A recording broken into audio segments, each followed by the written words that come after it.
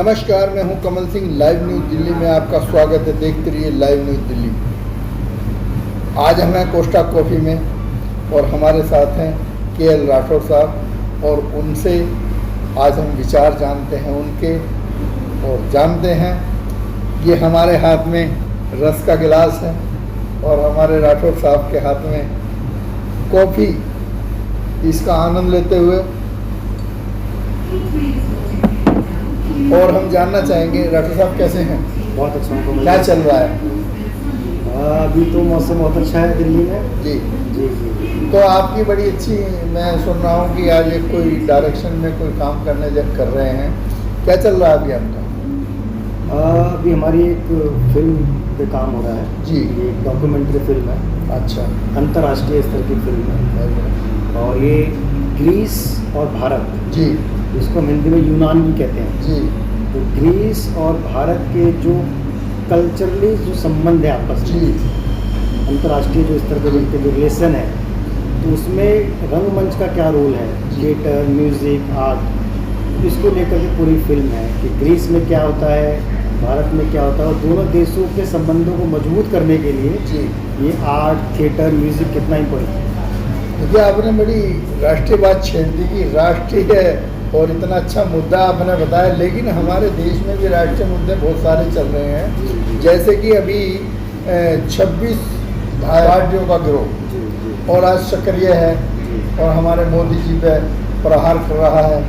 इस विषय में, ये भी राष्ट्रीय लेवल की बात है, इस विषय में क्या कहना चाहेंगे? देखिए, ये अंतर्राष्ट्रीय मुद्दा तो नहीं है, लेकिन हमारे देश के लिए बहुत इम्पोर्टेंट मुद्दा है जी। और आज की डेट में ये जो 26 लोगों का जो दल है, जो समूह है, इनमें से ऐसा एक भी दल नहीं है जिसको जनता ने परखा ना हो, देखा ना हो। जी। सबको देखा हुआ है। जी। और ये वो सभी लोग हैं 26 के 26 जो कि हार चुके हैं। जी। हताशा, निराशा। और मेरा ये अपना मानना है, मेरी अपनी ओपिनियन ये है जी।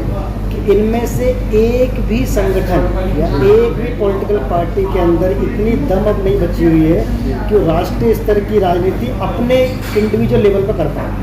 आपने दुरुस्त फरमाया। बहुत ही अच्छी बात यही है कि इन 2600 के 26 पार्टियों के अंदर कोई भी ऐसा दल नहीं है जो कि इकलौता अपने देश के लिए मतलब रक्षा करने की क्षमता हो, अपने लेवल पर पूरी देश में राजनीति कर पाए।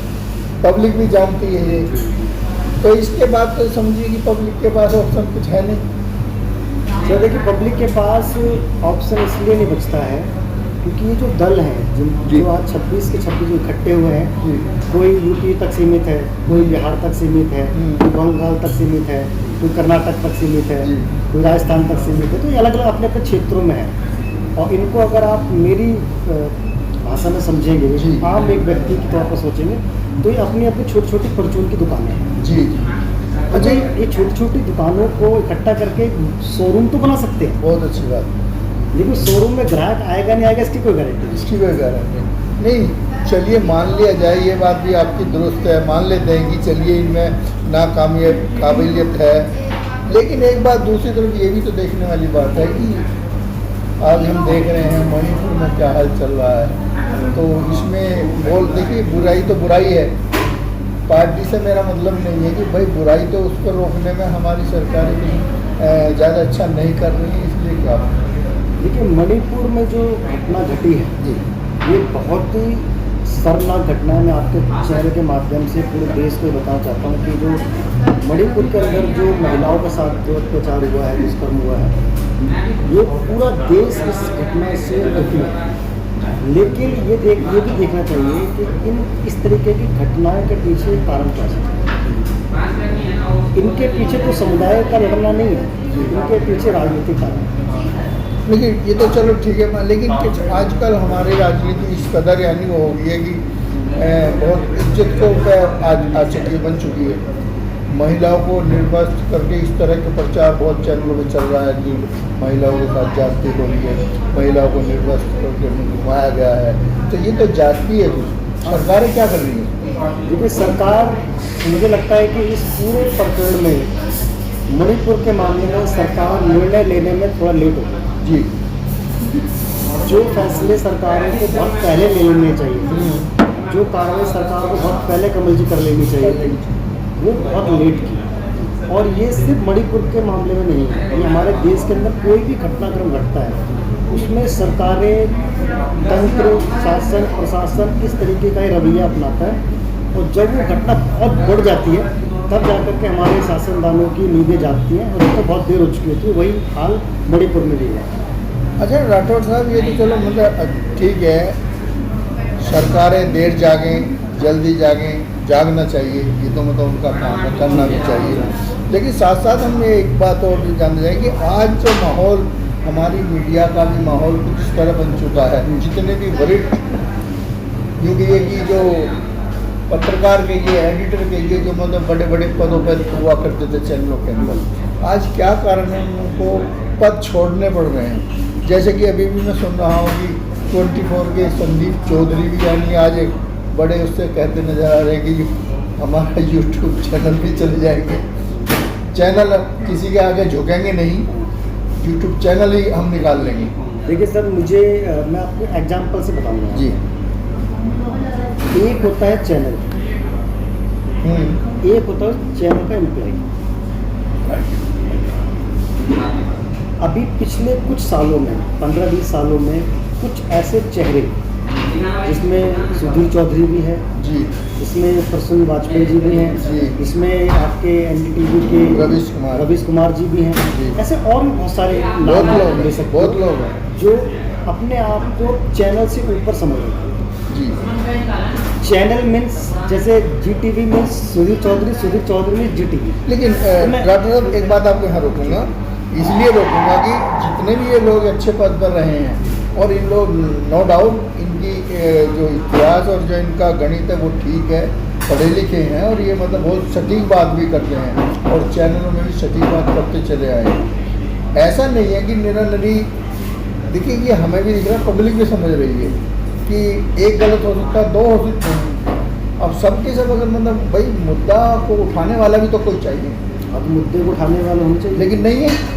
मैं और जो हैं उनका ऐसा बायकाट हो, मैं उसी बात कर रहा हूँ, आपकी बात कर रहा हूँ कि ये जितने भी लोग हैं, आप ये मान के चलिए ये सभी लोग किसी ना किसी के तो एम्प्लॉय थे जी, ये नौकरी करते थे, ये मालिक नहीं थे, मालूम नहीं। ठीक है। तो जब आप नौकरी कर रहे हो तो नौकरी मीन्स नौकरी होता है जी। आज की डेट में आप चैनल चला रहे हैं, तो आपके चैनल्स में जो लोग एम्प्लॉयज़ हैं, जो आपके जो रिपोर्टर्स हैं, जो पत्रकार हैं, जो एडिटर्स हैं, वो आपसे बड़े तो नहीं सकते, चैनल से बड़े तो हो नहीं सकते, चैनल से बड़े मालिक साहब सही। तो उसी तरीके से इन चैनलों में ये जो नाम है, जो ब्रांड बन गए, और जिनको लगा कि अब हम हैं तो चैनल चलेगा, हम नहीं तो चैनल भी बंद हो जाएगा, तो ये जो थॉट है, लेकिन विचार रखना, अपनी बात कहना, किसी मुद्दे को उठाना, चाहे वो सरकार के खिलाफ हो चाहे सरकार के फेवर में, वो एक अलग चीज़ हो। लेकिन कहीं ना कहीं अगर आप उसको प्रैक्टिकल देखोगे तो इन लोगों की चैनल्स के प्रति जो रॉयल्टी थी, ये मेरी अपनी ओपिनियन है, हो सकता है कि वो अलग भी हो सकती है लोगों की, लेकिन ये लोग हम सब के सब चैनल से बड़े बन गए। और जब बड़े बन जाते हैं तो आप कहते हैं ना कि एक मकान में किराएदार आ गया और वो अपने आप को मकान मालिक समझ लो, तो मकान मालिक तो होगा नहीं, रहेगा किराएदार। जिस दिन मकान मालिक को आएगा वो कहेगा भैया आप मकान खाली करो, रहेगा। उसी तरीके से इन सब के साथ हो रहा है। इनको लग गया कि भाई हम चैनल है, एनडीटीवी हमारा हो गया, जीटीवी हमारा हो गया, फलाना चैनल हमारा हो गया, हम इसके मालिक हो गए। अब मालिकों ने कहा कि काम करो वैसे अपना रास्ता रहा। अब मालिक क्यों रास्ता न पा रहे हैं उसका रीज़न है मालिकों को अपनी दुकान चलानी है। तो यहाँ दो बात है, दुकान चलाना, देश चलाना, या देश की बात करना, ये भी अलग बात है। देखिए, तो यहाँ सब लोग दुकान चला रहे हैं, इसका मतलब जितने भी पत्रकार हैं आज की डेट में वर्तमान पत्रकार है प्लस जो मालिक है, मालिक, ये सब लोग अपनी दुकान चला रहे हैं। इनका यही जानना पत्रकारिता से कोई लेना देना नहीं है, इनका देश की राजनीति से कोई लेना देना नहीं है, इनका देश से कोई लेना देना नहीं है। इनका सिर्फ सिस्टम ये है कि एक कॉर्पोरेट जो फील्ड होता है, कॉर्पोरेट है ना, एक कंपनी होती है जो प्रोडक्ट बनाती हैं, कोई कोलगेट बनाता है, कोई कुछ और सामान बनाता है, अलग अलग तरीके के प्रोडक्ट बनाते हैं। उसी तरीके से आज के डेट में चैनल्स को बना रहे हैं, वो सिर्फ कंपनीज चला रहे हैं, न्यूज़ जनरेट करते हैं, न्यूज़ दिखाते नहीं, ये न्यूज़ क्रिएटर्स हैं, ये न्यूज़ बना रहे हैं, जो देश में हो रहा है वो नहीं दिखा। चलिए राठौर साहब, ये तो चलो देश की बात है, हम तो मामूली से आज हम सोचे एक एक कॉफ़ी आमने सामने हो जाए, जिस तरह बैठ गए और जब बैठे हैं तो दो बात हो जाए तो क्या बुराई बहुत अच्छी बात है। है। और आज हमारे विचार, आपके विचार पब्लिक तक जाएं, सबके पास जाएं, लोग इसे ग्रहण करें। बिल्कुल बिल्कुल। और हमारा तो उद्देश्य ये है, अच्छी राजनीति करें, अच्छे काम करें, लोगों की बातें सुनें और लोगों की बातों को, मुद्दों को उठाएं। बस। मैं कमल जी आपके माध्यम से देश की जनता को कहना चाहता हूँ कि आने वाले समय में चुनाव आएंगे जी, और चुनाव हिंदुस्तान में हर 5 साल में आते आते हैं। आएंगे जी, आते थे, आते रहेंगे जी। ठीक है। लेकिन ये आपको और हमें और देश की जनता को सोचना है कि जब हम अपने घर में अपनी बेटी के लिए रिश्ता देखने जाते हैं जी, या अपने बेटे के लिए रिश्ता देखने जाते हैं, जी, तो कितना हम उसकी जांच पड़ताल करते हैं, कहाँ का है, कैसा है, क्या काम करता है, क्या नहीं करता है, उसका पूरा बैकग्राउंड, उसकी जन्म कुंडली, उसके रिश्तेदारों का दूर दूर तक हम जांच परख लेते हैं। उसी तरीके से जब आप अपने देश के लिए नेता चुन रहे हैं, लीडर चुन रहे हैं, अपने क्षेत्र के लिए चुन रहे हैं, तो आप वो पैरामीटर्स भी ध्यान में रखें कि उसने आपका नहीं, लाखों करोड़ों लोगों के लिए निर्णय लेने हैं। निर्णय लेते। तो उन विचारों को, उन चीज़ों को ध्यान में रख करके आप किसी के बहकावे में ना आए, जी, आप न्यूज़ चैनल्स के बहकावे में ना आए, बराबर। आप टीवी ऐड के बहकावे में ना आए, जी। आप पोस्टर बैनर के बहकावे में ना आए, जी। आप नेताओं के नारों के बहकावे में ना आए। हाँ, आप अपने स्वेच्छा से निर्णय लें कि आपके बच्चों के लिए, आपके उज्जवल भविष्य के लिए और आप जिस देश में पैदा हुए हैं उस देश के बेहतरी के लिए कौन लोग काम कर सकते हैं, उनको ही आप अपना वोट दें, उन्हीं को ही पार्लियामेंट में चुनकर भेजें। अच्छा, ये तो राइटर साहब वही बात होगी। मैंने सुना था अभी एक हमारे राइटर, देखो अब इस दुनिया में नहीं है, कादर खान हुआ करते थे। कादर खान सीधा कहते थे, दो लोगों को सुधरना होगा, अगर देश सुधारना, दो लोगों को सुधरना होगा, पब्लिक को और राजनेता। और ये दोनों सुधर जाएंगे तो देश अपने आप सुधर कमल जी, ये कहाँ तक? पब्लिक सुधर जाएगी तो नेता अपना सुधर जाएगा। पब्लिक कैसे सुधरे? मैं बोल देता हूँ। हाँ, वो ही जाए। देखिए, पब्लिक क्या है, पब्लिक को हम कहते हैं ना, गाना में पब्लिक, ये सब पब्लिक सब जानती है। हाँ पब्लिक को सब पता होता है, फिर भी आग बंद रखती है जी जी। अपने छोटे छोटे लाल। नहीं, देखिए राइटर तो एक मतलब जो कहते हैं ना, कवि जहाँ ना पहुँचे रवि वहाँ पहुँच जाए कवि। जी जी जी। जो आपने बात अच्छी याद दिलाएगी, बाकी बहुत ही अच्छा राइटर ने एक मतलब लिखा था, गीतकार आनंद बख्शी हुआ करते थे, ये पब्लिक है सब सब जानती जानती है, पब्लिक सब जानते हुए भी आंख बंद रखती है। है। ऐसा क्यों है? ऐसा इसलिए है कि देश की जो जनता है वो रोज़मर्रा की अपनी उलझनों में उलझी रहती है, रोटी, कपड़ा, मकान, बच्चे, एजुकेशन, ये वो, तो वो उसी में उलझी रहेगी। अब कभी टमाटर के भाव बढ़ जाते हैं, तो कभी आलू के भाव बढ़ जाते हैं, तो कभी प्याज के भाव बढ़ जाते हैं, है ना, कभी रसोई के भाव बढ़ जाते हैं, तो वो बेचारा तो उसमें परेशान है। अच्छा राइटर साहब, एक बात याद हो रही है, प्याज पे आपने याद दिलाया कि आपको मालूम है बीजेपी की सरकार थी दिल्ली सरकार में, जी जी। और प्याज के ऊपर सरकार चली गई थी, सुषमा स्वराज जी सरकार चली गई थी इस चक्कर में, और आज टमाटर 300 रुपये किलो हो रहे हैं। तो भी सरकार नहीं जा रही। देती जा रही, क्या कारण है? देखिए, अभी जनता ने एक्सेप्ट कर लिया है, जनता जो है देश की, उसने ये भी एक्सेप्ट कर लिया है, ये महंगाई आती रहेगी, महंगाई से कोई मतलब नहीं है, कोई मतलब नहीं महंगाई से। मतलब उन्हें बस वही है कि हमें तो मेहनत करनी है और वो जनता को पता है अच्छा कि आज महंगाई आ रही है ना, टमाटर कभी महंगा हो जाएगा, कभी कुछ और महंगा हो जाएगा, कभी सर फिर भी हमें ये भाई दिमाग में तो बात आती है सर। देखिए ऐसा नहीं है कि कहाँ तो 4 रुपये और कहाँ 20 रुपये, बहुत फर्क हो जाता है। देखिए, उसका फर्क मैं बताता हूँ आपको, मैं हकीकत बता रहा हूँ आपको, ठीक हाँ, है? ये बताइए।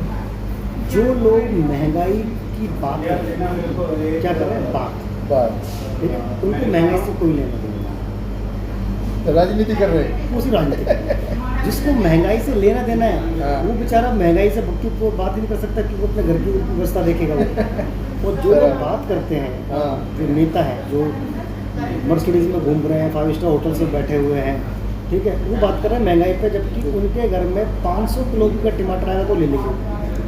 लेकिन मुझे हंसी इसलिए और आ रही है, अभी मैं सुन रहा था कि इस चैनल पे बड़े अच्छे वो हमारे दिल्ली के एक उत्तर पूर्व जिला के सांसद हैं, और उनका तो मतलब ट्रोल किया जा रहा है उनको, उनकी मतलब उनके क्या बोला उनको, वो कहते हैं कि इन नामर्दों को इस तरह की लैंग्वेज, मतलब इस कदर लैंग्वेज हो चुकी है कि आप मनोज तिवारी जी की बात कर रहे हैं। शायद हाँ मनोज तिवारी जी। मनोज तिवारी जी ने कहा कि यार ऐसे नामर्दों को यानी शर्म आनी चाहिए, ये करना चाहिए इस तरह का, तो मतलब इस तरह की शैली, इस तरह की भाषा का प्रयोग करना, तो लेकिन मेरा मानना ये है कि मनोज तिवारी जी भोजपुरी फिल्म इंडस्ट्री के जाने माने कलाकार हैं, नाम बड़ा एक्टर एक्टर भी नहीं है, सिंगर एक्टर भी थे, फिल्म में काम किया है। हाँ एक्टर भी है ना, थे। भोजपुरी, हाँ भोजपुरी फिल्म इंडस्ट्री का क्या स्तर है आप जानते हैं। जी भोजपुरी फिल्म इंडस्ट्री पूरे देश में क्या स्थान रखती है आपको पता ही है।